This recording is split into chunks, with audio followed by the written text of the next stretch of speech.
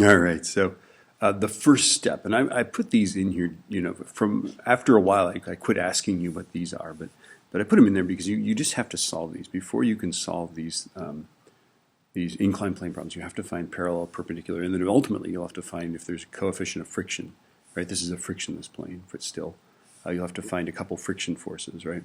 But anyway, let's go ahead and find these. Force parallel is mg sine theta. It just is. Don't question it, or look at the previous videos, the thumbnail videos for this. So it's what, 5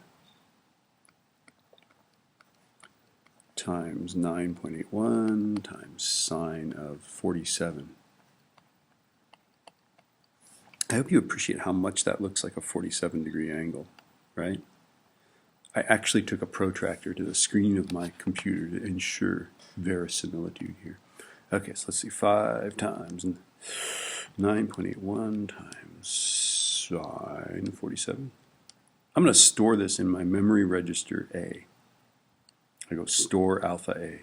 Boom, it's in there. 35.873.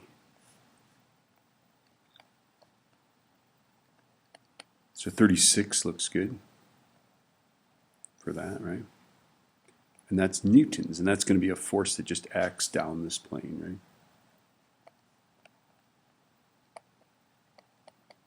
And then we're going to figure out the part of gravity, the part of 5 times 9.81 that acts into the plane.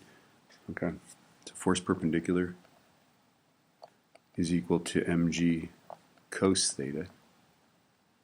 Now the way you remember this is of course, if it's a level surface, the angle is 0. Cos of 0 is 1, and you get all the weight into the plane. And the sine of 0 on level surface, right, you have none of the weight is acting parallel to the plane. Okay, so now we're set. We go 5.00 times 9.81 times cos of 47.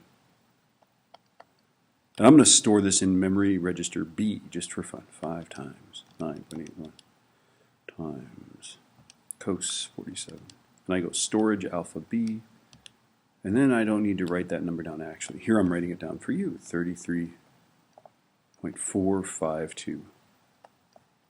Now if you use this value here, you'd be ignoring that whole part there.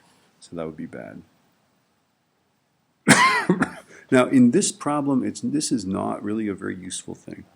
This part of gravity that's perpendicular to the plane, right, is not useful because there is no friction. Eventually we'll get a coefficient of friction and we'll have to figure this out, okay? But this is 33.452, and these are our components of gravity, which would be straight down like that, okay? This should draw a little rectangle, but I'm not very good at drawing. Anyway, there you go. So those are those numbers.